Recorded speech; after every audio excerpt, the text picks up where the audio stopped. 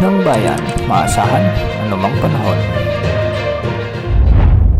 Magandang oras po sa ating lahat at narito na ang pinakahuling update sa magiging lagay ng ating panahon sa susunod na 24 oras. Tuloy na ngang lumalayo sa ating bansa ang tropical depression at ngayon ay malapit na ito sa kalupaan ng China o Southern China. Samantala isang panibagong LPA ang nabuo sa silangan ng Visayas o silangan ng Southern Luzon. Ayon sa Pag-asa, mababa naman ang tsansa nitong lumakas bilang bagyo sa susunod na 24 oras. Base nga sa ipinapakita ng mga wind model na ginagamit natin, hindi naman ito inaasahang lalakas pa at posibleng makaapekto sa ating bansa. Ngunit kung sakali mang lumakas at lumapit ay palalakasin lamang nito ang habagat na siyang magdadala naman ng mga pag-ulan sa kanlurang bahagi ng ating bansa.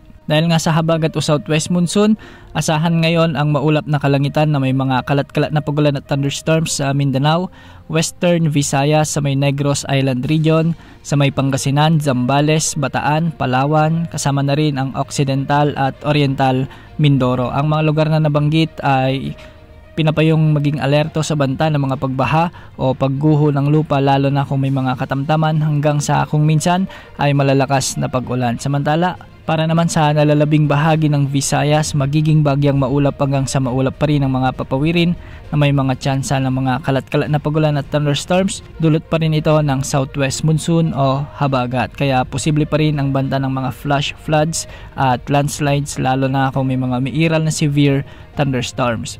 Para naman sa Metro Manila at nalalabing bahagi ng Luzon ay magiging bahagyang maulap hanggang sa maulap rin ang mga kalangitan na may mga isolated rain showers and thunderstorms dulot ng mga umiiral na localized thunderstorms. Hindi rin inaalis ang banta o posibilidad ng mga pagbaha o pagguho ng lupa, lalo na kung may mga umiiral na severe thunderstorms. Para naman sa lagay ng mga pag-alon sa ating mga karagatan, ang mga pag-alon sa Northern Luzon, Central Luzon at ang kanlurang bahagi ng Southern Luzon ay posibleng umabot hanggang 1.8 meters. Para naman sa nalalabing bahagi ng ating bansa ay posible ang mga pag-alon hanggang 1.2 meters. Sa kasalukuyan ay patuloy na magpapaulan sa kanlurang bahagi ng ating bansa ang habagat hanggang sa mga susunod na araw, at wala rin tayong minomonitor na potensyal na bagyo na posibleng makaapekto sa ating bansa sa susunod na 3 araw. Yan ang update sa lagay ng panahon. Ito po ang weather update ng bayan, maasahan anumang panahon.